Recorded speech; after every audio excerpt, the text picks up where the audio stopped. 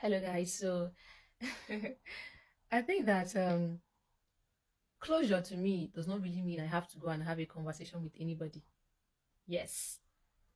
Because I've seen some people say that, they needed closure or they've gotten closure on something that they really needed that closure, whatever they had a conversation with somebody and it gave them closure on something that they have been longing to, have that closure on something like that. And I'll be thinking like, I'm not like that.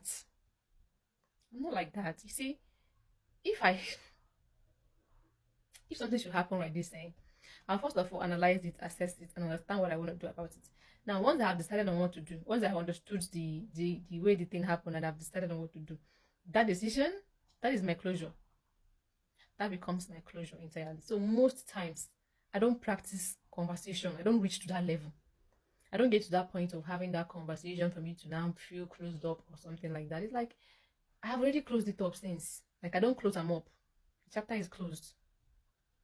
I don't know if this is a healthy way to live, but I also strongly believe that it's not everything that you need to have a conversation on just because you're looking for closure. So on that note, I might just say that there should be like three types or three kinds of closure. And number one is like when you remember how somebody treated you. I think that should be enough closure. Sometimes like yeah, you get what you remember, you're like, damn, actually this like I can't even go back to that. I can't even bring myself to be talking about this thing again because of the way it happened. Like you don't have it in you for you to even talk about it. So in that case, the closure like it's closed there. That is level one of closure.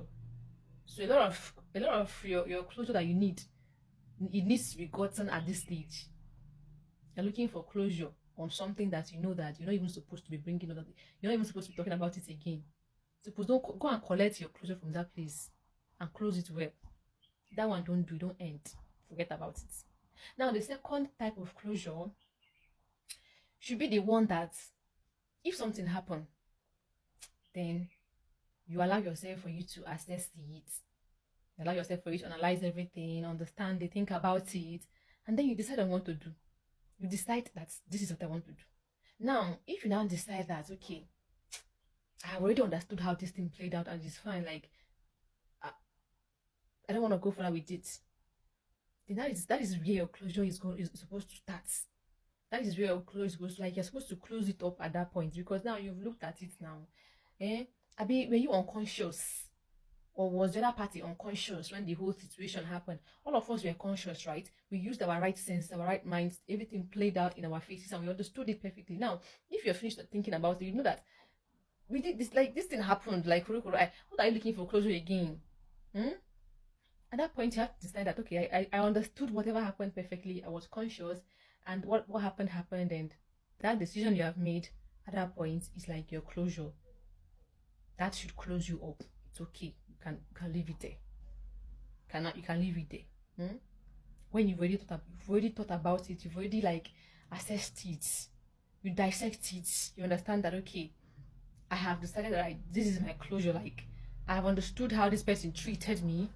They did it consciously, and I respect that. I want to move on from this. That is the second part, second stage of closure. Now the third one is now when you will think about this thing that have happened after the whole thing, analyzing it. You will come to a decision that okay, I want to actually have this conversation. It's important for me to understand some kind things. Maybe there are things I did not understand that I need to understand. But some of you will understand everything. You know how everything happened. Nothing, everything you know. But you go they still find closure. You go they feel you go they still they look for who will close you up. When there is nothing else for you to even know, there is no other conversation for you to even have. You know everything, but you're still looking for closure. Hmm? Now, on the third part that I was talking about, when you now realize that I think there are still some conversations that are left to be had. That is now when you now decide to have that conversation for you to understand. That conversation you're having is usually for you to get more understanding. So you can use that understanding for you to now make your final decision of what to do. Happy? So in my own case is that most times I don't even reach that I don't even reach number 3. Like it's like as they happen, I don't they analyze them. I've taken my closure from you there. I don't collect them even without your permission. I've collected the closure.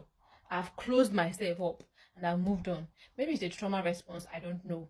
I'm not saying it's the best way to live, but I'm also saying that I'm sure that is not all closure that needs to be closed with a conversation.